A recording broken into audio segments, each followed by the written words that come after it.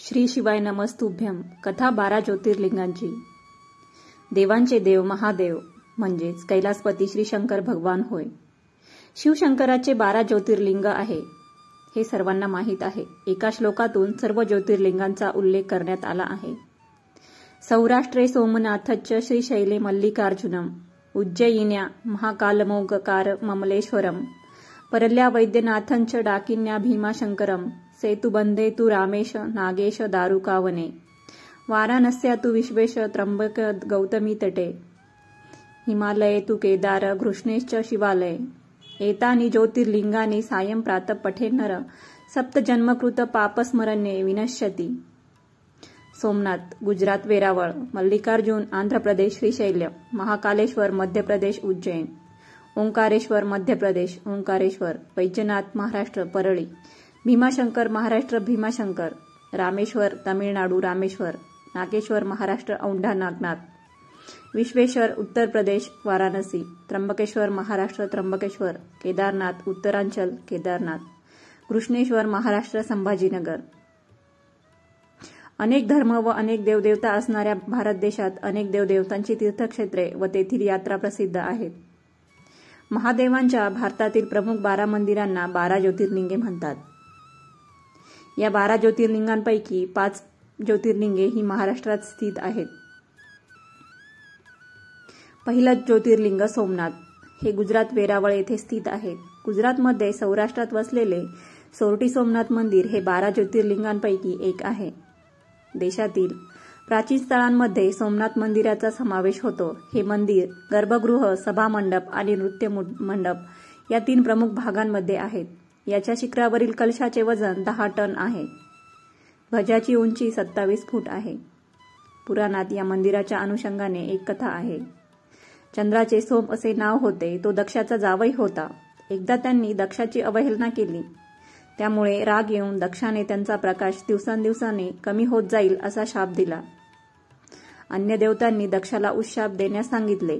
तेव्हा त्यांनी सरस्वती नदी समुद्राला जिथे मिळते तिथे स्नान केल्यास या शापाचा परिणाम राहणार नाही असे सांगितले. त्यानंतर सोमाने सौराष्ट्रातील या ठिकाणी येऊन येथे स्नान केले आणि भगवान शिवाची आराधना केली. शंकर येथे प्रकट झाले आणि त्यांनी त्याचा उद्धार केला. क्षय नाहीसा होण्याकरिता सोमाने लिंग स्थापून पूजा केली म्हणून ते सोमनाथ या नावाने प्रसिद्ध झाले. दुसरे ज्योतिर्लिंग मल्लिकार्जुन. गुंटकल बेसवाडा या छोट्या लाईनवर नंद्याळ स्टेशन आहे. तेथून 28 मैलांवर असलेल्या आत्माकुमार गावाला मोटारीने जावे लागते. आत्माकुमारहून मल्लिकार्जुन 43 मैल श्रीशैल्य पर्वतावर आहे. रागावून गेलेल्या कुमार कार्तिकेयाला भेटण्याकरिता मल्लिका म्हणजे पार्वती आणि अर्जुन म्हणजे शंकर येथे आले. म्हणून मल्लिकार्जुन या नावाने प्रसिद्ध झाले. मल्लिकार्जुनाच्या पलीकडे 5 मैलांवर पाताळगंगा आहे. तिसरं ज्योतिर्लिंग महाकालेश्वर.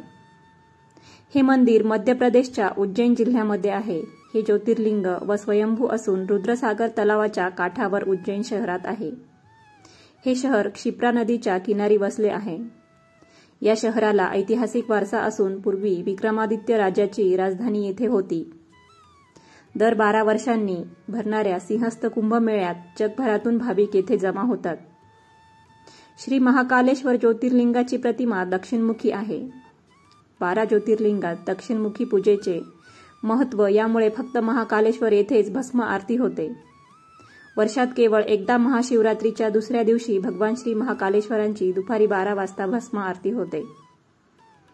चौथं ज्योतिर्लिंग ओंकारेश्वर. ओंकारेश्वर मध्य प्रदेशच्या खंडवा जिल्ह्यामध्ये आहे. हे नर्मदा नदीमध्ये शिवपुरी नामक बेटावर वसलेले असून मोरटक्का गाव पासून जवळपास 20 किलोमीटर अंतरावर आहे. हे द्वीप हिंदू पवित्र चिन्ह ओमच्या आकारामध्ये बनले आहे. येथे 2 मंदिरं आहे, ओमकारेश्वर आणि अमरेश्वर. ओमकारेश्वरची निर्मिती नर्मदा नदीपासून झाली आहे. ही नदी भारताची अत्यंत पवित्र नदी आहे. राजा मंदताने येथे नर्मदा किनारी घोर तपस्या करून भगवान शिवला प्रसन्न केले आणि त्यांच्याकडून येथेच निवास करण्याचे वरदान मागून घेतले. येथे एकूण 68 तीर्थ असून येथे 33 कोटी देवता राहतात अशी कल्पना आहे. याशिवाय येथे 2 ज्योतिस्वरूप लिंग आहेत. यासहित 108 प्रभावशाली शिवलिंग आहेत. शास्त्र मान्यता अशी आहे की कोणीही तीर्थयात्री देशाची भलेही सारे तीर्थ करून घेऊ दे, परंतु जोपर्यंत तो ओंकारेश्वरला येऊन ते केलेल्या तीर्थांचे जल आणून येथे नाही चढवत तोपर्यंत त्याचे तीर्थ अधुरे मानले जातात. 5. परळी वैजनाथ. भारतातील 12 ज्योतिर्लिंगांपैकी परळी वैजनाथ ज्योतिर्लिंगाचे स्थान जागृत आहे. पुण्यश्लोक राणी अहिल्याबाई होळकरांनी या मंदिराचा जीर्णोद्धार केला. हे मंदिर चिरेबंदू असून भव्य स्वरूपाचे आहे. मंदिराच्या परिसरात लांबलचक असलेल्या पायऱ्या व भव्य प्रवेशद्वार लक्ष वेधून घेण्यासारखी ठिकाणे आहेत. मंदिराचा गाभारा व सभामंडप हे एकाच पातळीवर असल्यामुळे सभामंडपातून ज्योतिर्लिंगांचे दर्शन होऊ शकते. इतरत्र कोठेही नाही, पण फक्त वैजनाथ इथे देवाला स्पर्श करून दर्शन घेता येते. मंदिराच्या परिसरात 3 मोठी कुंडे आहेत. मंदिरापासून जवळच 3 किलोमीटर अंतरावर ब्रह्म नदीच्या किनारी 300 फूट उंचीवरील जिरेवाडी येथे सोमेश्वर मंदिर आहे. जवळच अंबाजोगाईचे योगेश्वरी देवीचे मंदिर आहे. परळी वैजनाथ परभणीपासून 61 किलोमीटर अंतरावर आहे. 6वं ज्योतिर्लिंग भीमाशंकर. भीमा नदीच्या उगमस्थानी असलेले 12 ज्योतिर्लिंगांपैकी एक महत्त्वाचे ज्योतिर्लिंग म्हणजे भीमाशंकर आहे. मंदिराबाबत असे म्हणतात की 18व्या शतकामध्ये नाना फडणवीसांनी हे मंदिर बांधलेले आहे. मंदिर हेमाडपंथी आहे. मंदिरावर उत्कृष्ट कलाकुसरीचे नमुने पाहावयास मिळतात. भीमा नदीचा उगम आणि श्री महादेवाचे शंकराचे स्थान म्हणून याला भीमाशंकर असे म्हणतात. भीमाशंकर हे एक थंड हवेचे ठिकाण असून मंदिराच्या आजूबाजूचा परिसर डोंगरदऱ्यांनी युक्त दाट जंगलाचा असा आहे. निसर्गरम्य असा परिसर आहे. हे जंगल अभयारण्य म्हणून घोषित करण्यात आले आहे. जवळच कोकणकडा व नागफणी हे 2 महत्त्वाचे कडे आहेत. या कड्यावरून कोकणाचे निसर्ग सौंदर्य पाहावयास मिळते. भीमाशंकर पुण्यापासून मंचर मार्गे 128 किलोमीटर अंतरावर आहे. भीमा नदीचा उगम हा राजगुरुनगर तालुक्यात झालेला आहे, तर मंदिराच्या पायऱ्यांवरील गावाचा भाग हा आंबेगाव तालुक्यात आहे. श्रावण महिन्यात या ठिकाणी जास्त संख्येने भाविक दर्शनासाठी येतात. 7वं ज्योतिर्लिंग रामेश्वर. हे भारताच्या तमिळनाडू राज्यातील रामेश्वरम बेटावरील एक शिव मंदिर आहे. प्रभू रामचंद्रांनी रावणाविरुद्ध झुंजलेल्या युद्धातील पापांचे क्षालन करण्यासाठी या ठिकाणी वाळूचे शिवलिंग बनवून भगवान शंकराची आराधना केली. त्यांच्यावर प्रसन्न होऊन भगवान शंकराने त्या ठिकाणी ज्योतिर्लिंगाच्या रूपात निवास करण्याचे वचन भगवान रामचंद्रांना दिले. हे तीर्थक्षेत्र 12 ज्योतिर्लिंगांपैकी व 4 धामांपैकी एक मानले जाते. विशाल नंदी व 1000 फूट लांब, 650 फूट रुंद आणि 125 फूट उंच असे रामेश्वरचे मंदिर आहे. वार्षिक उत्सवाच्या वेळेस भगवान शंकर व पार्वती यांची सोन्या चांदीच्या रथातून मिरवणूक काढली जाते. 8वं ज्योतिर्लिंग नागेश्वर. पांडवांच्या 14 वर्षाच्या अज्ञातवासात धर्मराज युधिष्ठिर याने औंढा नागनाथचे मंदिर बांधल्याचे, त्याने महादेवाची स्थापना केल्याचे म्हटले जाते. हेमाडपंथी शैलीचे हे नागनाथाचे मंदिर असून त्याचा विस्तार 60,000 चौरस फूट एवढा प्रचंड आहे. महादेवाच्या पिंडीसमोर नंदीची मूर्ती आहे, तर नंदिकेश्वराचे स्वतंत्र मंदिर बाजूला आहे. हे येथील वैशिष्ट्य आहे. मंदिराच्या आवारात 12 ज्योतिर्लिंगांची छोटी छोटी मंदिरे असून 108 महादेवांची मंदिरे आहेत आणि 68 महादेवांच्या पिंडी आहेत. याशिवाय वेदव्यासलिंग, भंडारेश्वर, नीलकंठेश्वर, गणपती, दत्तात्रय, मुरली मनोहर, दशावतार यांची देखील मंदिरे आहेत. मंदिरावर शिल्पकलेचे उत्कृष्ट काम केलेले आहे. मंदिरात मोठे मैदान असून 8 खांबांचे मोठे दालन आहे. संत विसोबा खेचर हे इथलेच. संत नामदेव हे जवळच असलेल्या नरसीचे होते.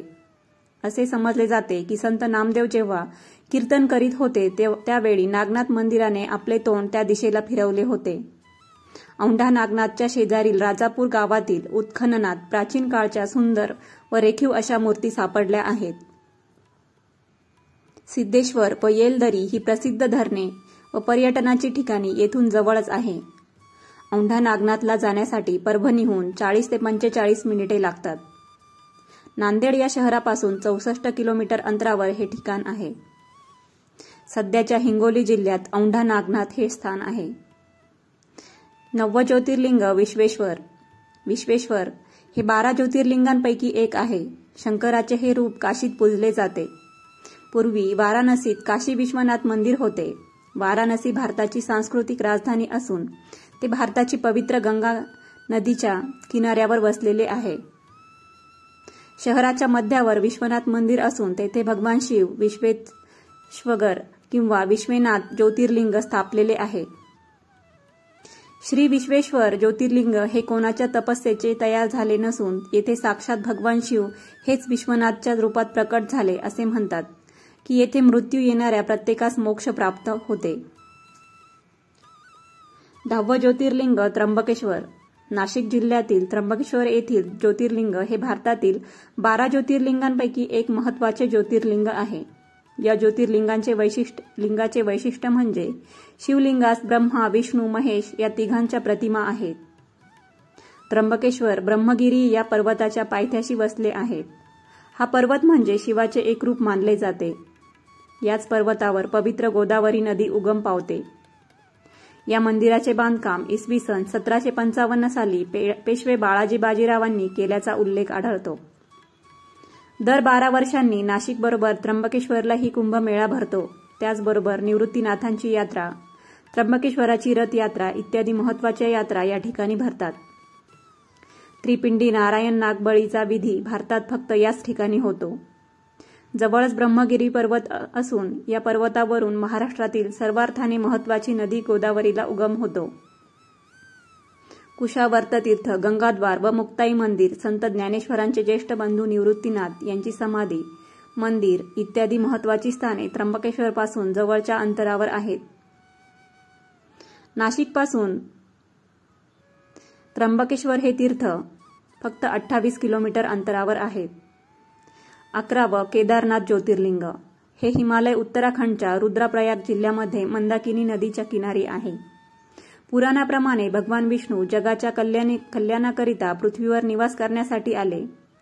त्यांनी बद्रीनाथमध्ये आपले पहिले पाऊल ठेवले. हे अगोदर भगवान शिवाचे स्थान होते, परंतु भगवान विष्णूसाठी त्यांनी या स्थानाचा त्याग केला आणि केदारनाथमध्ये वास्तव्य केले. या ठिकाणी शंकराचार्यांनी वयाच्या 32व्या वर्षी समाधी घेतली.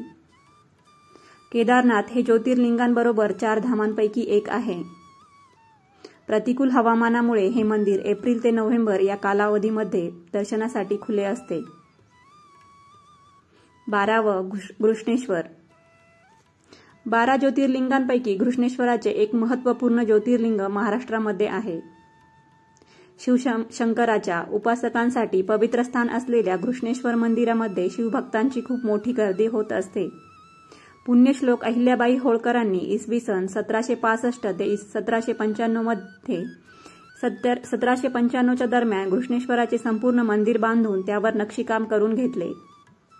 घृष्णेश्वराचे मंदिर संभाजीनगर जिल्ह्यात असून वेरूळपासून अगदी जवळच आहे. या मंदिरापासून जवळ श्री गणेशाचे 21 आद्यपीठांपैकी एक लक्षविनायक मंदिर आहे.